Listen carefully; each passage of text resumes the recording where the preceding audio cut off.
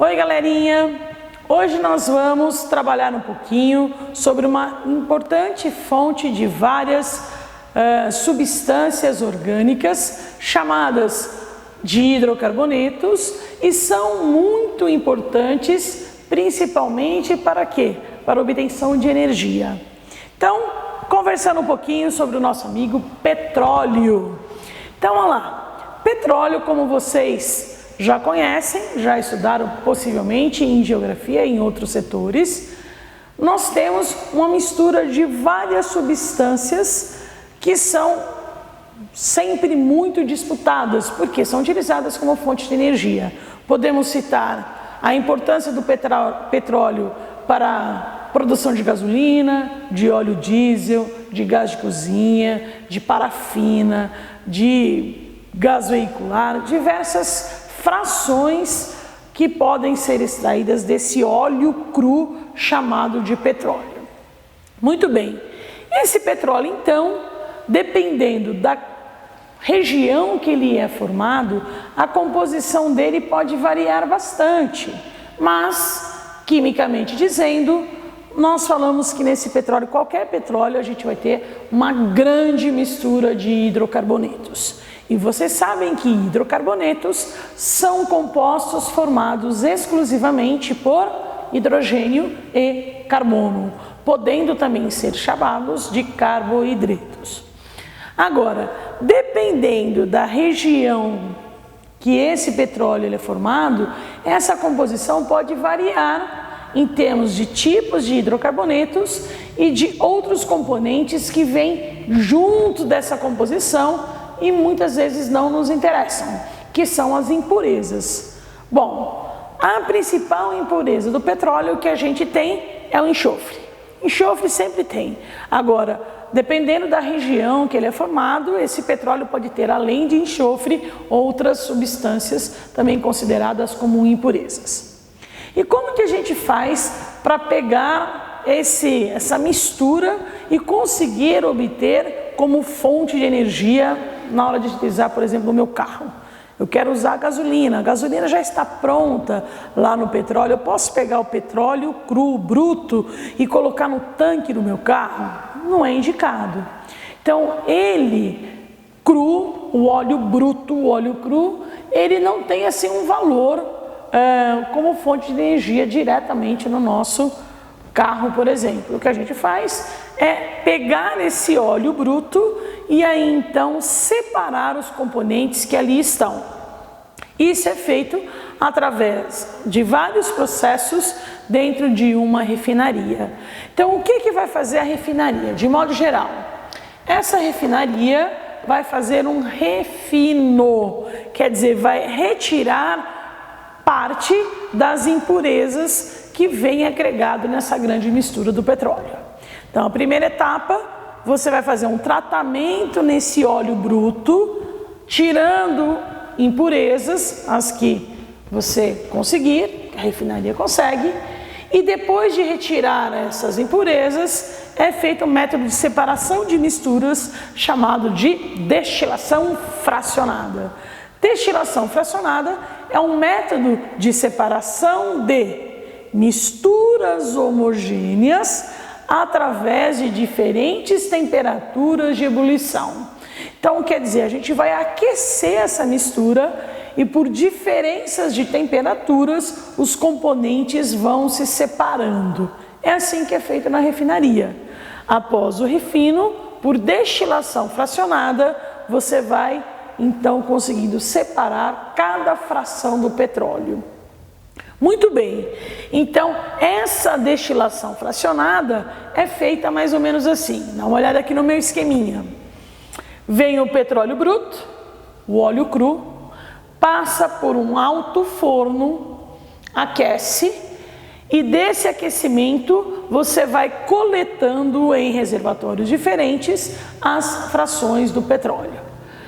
Primeira coisa que você deve saber bastante sobre destilação fracionada do petróleo. Isso é o que mais cai em relação ao petróleo nos vestibulares, nas provas de química. Esse esquema de destilação fracionada, você vai ter um aparelho chamado coluna de fracionamento, sendo que nessa coluna de fracionamento, a região de cima é a região mais fria. Então, na parte de cima eu vou encontrar as temperaturas menores e ali nós vamos retirar os hidrocarbonetos, as moléculas de menor tamanho. Então, inicialmente, com uma temperatura menor na região de cima, nós temos a obtenção dos gases de petróleo. Gases de petróleo nós temos vários.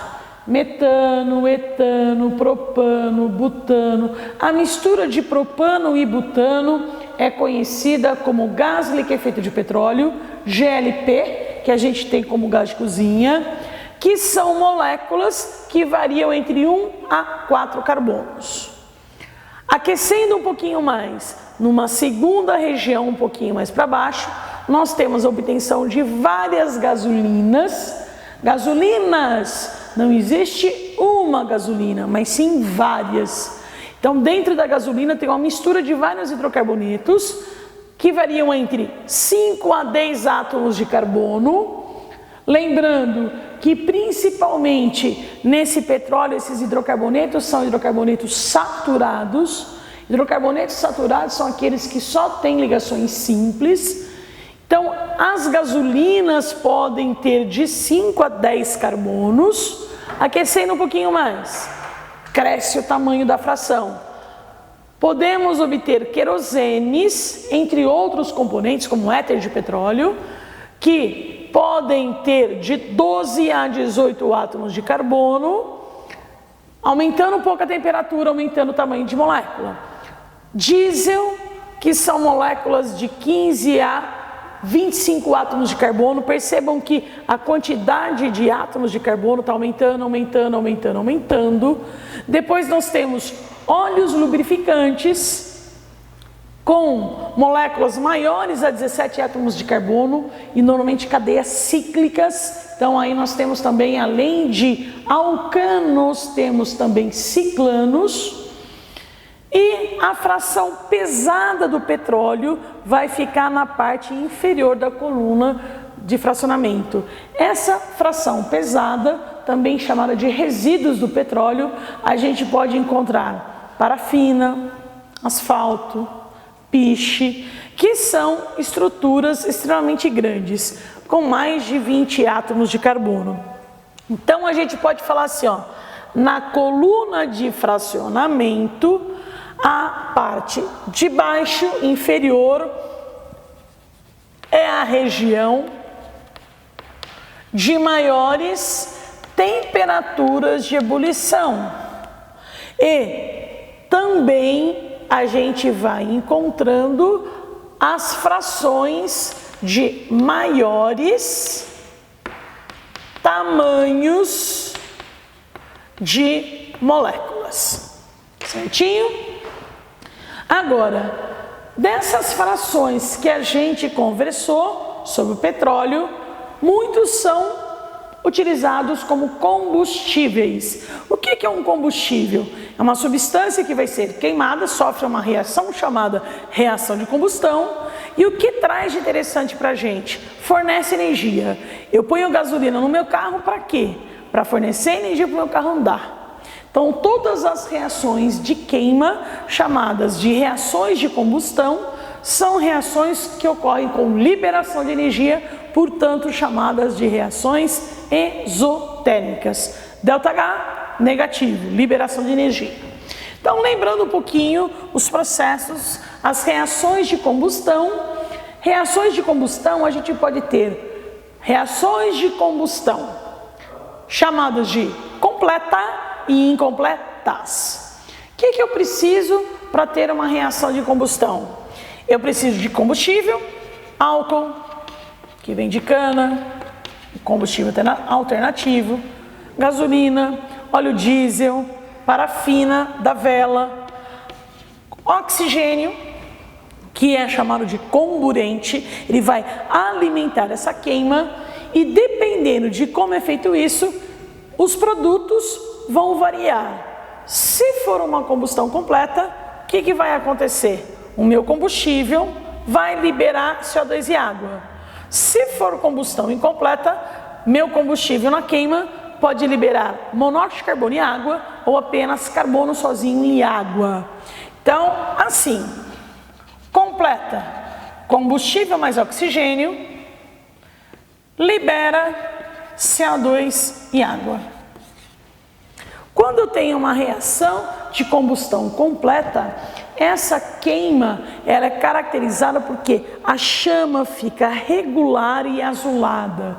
Quando você acende a chama lá no fogão de casa, deve estar azul e regular, porque é uma queima completa, certo? Se você acender essa chama e ela estiver trêmula, estiver amarela, fala, opa, não tem uma reação de combustão completa. Se a chama estiver trêmula e amarela, a combustão é incompleta.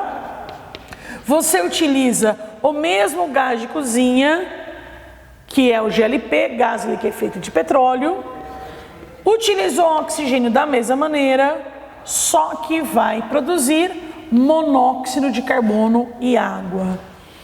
E piorou, se ainda nessa chama do fogão tiver amarela, trêmula e ainda suja a panela, fica aquela mancha preta, fala, opa, essa reação de combustão que deixou aquela mancha preta, liberou apenas o carbono sozinho, que é a fuligem e água. Na reação de combustão completa, liberação de CO2, CO2 não é considerado poluente. Ele pode ser relacionado com aquecimento global. Agora, se você está numa região que tem muita reação de combustão incompleta, com liberação de monóxido de carbono, isso aqui é altamente tóxico, isso aqui mata. Essa é a substância que, ao passarmos em regiões que tem muita indústria, muitos carros, caminhões, você consegue perceber a presença alta de monóxido de carbono. Fala, nossa, a poluição de São Paulo, eu fico com os olhos irritados e assim, dor de cabeça, é a taxa alta de monóxido de carbono e pode matar a pessoa, mata asfixiado.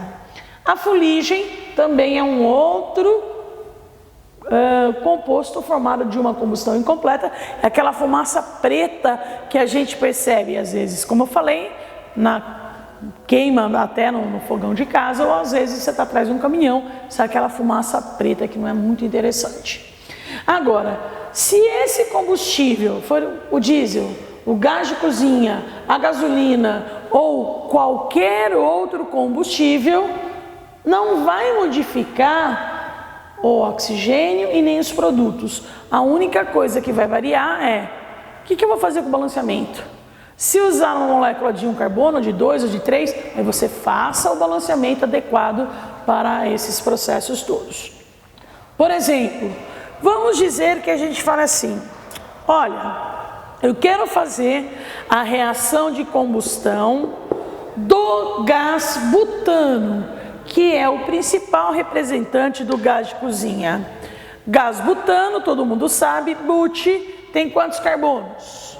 1, 2, 3, 4. Ligações simples e o restante eu tenho só hidrogênios. Isso. Então, se a gente pegar a fórmula molecular, tem 4 carbonos e 10 hidrogênios.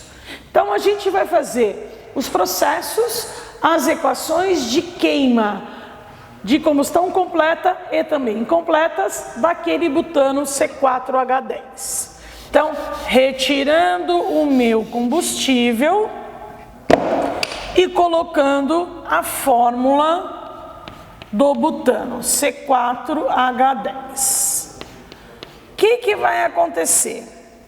Bom, se eu começar de 1 mol do meu butano, ele tem 4 carbonos, vai liberar, balanceando, 4 CO2, 10 hidrogênios, 5 na água. Falta acertar o oxigênio. O oxigênio tem 4 vezes 2, 8. 8 mais 5, deu 13. Então aqui deu número ímpar, não tem problema, 13 sobre 2. ou 6,5. Então, para ter uma reação de queima completa, eu preciso 6,5 mols de oxigênio. Na combustão incompleta, liberando monóxido de carbono, isso aqui vai liberar 4CO, 10 hidrogênios, 5 água. Depois, oxigênios, 4 mais 5, 9, 9 sobre 2, 4,5 mols de oxigênio. E liberando só fuligem, 4 carbonos, 4 para o lado de lá, 10 hidrogênios, 5 na água. Só vai alterar a quantidade de oxigênio, 5 sobre 2. Então percebam, entre reação de combustão completa e incompletas, a única alteração no balanceamento é a quantidade do oxigênio que foi absorvido. Na combustão completa, mais oxigênio. Conforme esse oxigênio vai diminuindo, diminuindo, diminuindo, vai saindo menos e menos e menos oxigênio. Aí eu chamo de combustão incompleta. Certinho? O que mais que a gente pode falar sobre petróleo e seus derivados? De tudo isso que a gente conversou, a fração mais importante com certeza é a gasolina. Então, só para algumas curiosidades. Gasolina, como que a gente faz para ter uma ideia se a gasolina, que eu falei que pode variar de 5 a 10 carbonos, é uma gasolina boa ou ruim? Então, para a gente detectar se a gasolina é boa ou ruim, nós temos um índice chamado índice de octanagem. Nesse índice de octanagem, você vai medir a resistência que a gasolina tem, essa mistura tem a uma compressão. Uma gasolina boa é aquela que é bastante resistente, ela não fica explodindo antes da hora, porque se ela começar a explodir antes da hora, o carro perde potência, você fala, o carro está batendo pino. Então, para falar se a gasolina é boa ou ruim, existe uma taxa chamada índice de octanagem. Essa taxa, esse índice de octanagem da gasolina, ela é medida fazendo uma comparação com uma mistura contendo 2 hidrocarbonetos importantes, o isooctano, que é o 2,2,4-trimetilpentano, e o normal epitano. Então, esses 2 hidrocarbonetos, eles servem de referência. O isooctano é o cara bastante resistente. Se você tiver uma gasolina com alto índice de isooctano, ela vai ser bastante resistente, você vai aproveitar bastante a potência do motor do carro. Se você tiver, ao contrário disso, uma mistura, uma gasolina com muito epitano, cadeias normais, tá? Aí já é uma gasolina fraca. Ao ser ali comprimida no motor lá do carro, ela já explode antes da hora, perdendo potência. Então, uma gasolina boa é uma gasolina que tem muitos hidrocarbonetos ramificados. Já uma gasolina pior tem hidrocarbonetos de cadeias normais. Muito bem, quando alguém faz uma gasolina, seja na refinaria, seja na Fórmula 1, quer dizer que nessa mistura tenha exclusivamente o isooctano e o epitano? De jeito nenhum. A gasolina, ela é uma mistura de vários hidrocarbonetos de 5 a 10 carbonos, e essa mistura não sei o que tem dentro, é sua, é segredo. Se ela ficou boa ou ruim, você guarda o seu segredo. Aí você vai testar. Digamos que na sua gasolina você não tenha colocado nenhum desses componentes, desses hidrocarbonetos. Você colocou um hidrocarboneto A, um B, um C, pode ser um de 5 carbonos, outro de 10, outro... uma quantidade de cada um, fez uma mistura, igual uma mistura de bolo. Aí essa gasolina, ela foi testada, e pelo comportamento dessa gasolina, traz então um índice de octanagem. Digamos que essa gasolina testada tenha um teor de octanagem igual a 90% ou 90 octanas. O que significa isso? Isso significa dizer que o comportamento da sua gasolina, que eu não sei o que você colocou lá dentro, é semelhante a uma mistura contendo 90% de isoctano e o resto 10% de normal epitano. Atenção, eu não estou dizendo que tenha 90% de isoctano e 10% de epitano. O comportamento dela é semelhante a essa mistura. Ela imita, mas não quer dizer que ela seja formada por essa mistura. Tudo bem? O que acontece muitas vezes? Muitas vezes, numa refinaria faz uma gasolina, a gasolina não é muito boa, ela fica falhando, batendo pino, então às vezes adicionam outras substâncias para melhorar um pouco essa qualidade, chamadas de antidetonantes. O nosso etanol, o álcool comum de cana, serve também como um antidetonante. Também temos chumbo tetraetila, adicionado como um antidetonante. Hoje não mais, porque chumbo ele é altamente poluente, mas já foi adicionado dentre várias outras substâncias para melhorar um pouquinho essa qualidade. Outra coisa que a gente pode comentar também de gasolina. Gasolina aditivada é uma gasolina com mais octanagem? Não! Mas por que tem então a gasolina aditivada? Para que serve? Inclusive ela é mais cara. Essa gasolina aditivada, o aditivo, ele não vai melhorar a octanagem. Esse aditivo ele serve como um detergente. Quando a gasolina ela é queimada no motor do carro, ela vai liberando substâncias e vão sujando o bico injetor do carro, tá? Ou o carburador de um carro quando ainda tinha carburador. Então vão formando gomas nesse motor. Então uma gasolina aditivada, o aditivo serve como um detergente, vai limpando essa formação de gomas e não deixa acumular no motor do carro. O que mais que a gente poderia falar ainda sobre todo esse assunto que é bastante interessante? Eu coloquei aqui no início da minha lousa que na refinaria a gente tem o refino, que é então esse preparo, esse tratamento do petróleo, tirando impurezas. Depois disso a destilação, que é a separação dos componentes, e um craqueamento ou cracking do petróleo. O que quer dizer cracking? Cracking é fazer isso daqui, ó. É pegar, por exemplo, esse giz e quebrar esse giz em pedaços menores. Então, às vezes na refinaria, após a destilação, dependendo do que você precisa para vender, por exemplo, você também tem um processo chamado de cracking do petróleo, que é quebrar moléculas maiores em moléculas menores, através de um aquecimento extremamente forte, que é feito depois da destilação fracionada. Então, usa catalisador, um aquecimento bastante grande, e é muito comum fazer, por exemplo, cracking de frações do tipo óleo diesel, moléculas de 15 a 25 carbonos, aquece, aquece, aquece, fortemente quebra essa fração grande em moléculas, em frações menores, como gasolina, e ainda ocorre liberação de gás. Então, quando está, por exemplo, com excesso de óleo diesel lá na refinaria, isso aqui pode ser desviado para poder fazer um cracking e a partir daí aumentar a produção de gasolina e gás encanado, gás de cozinha, como opção também.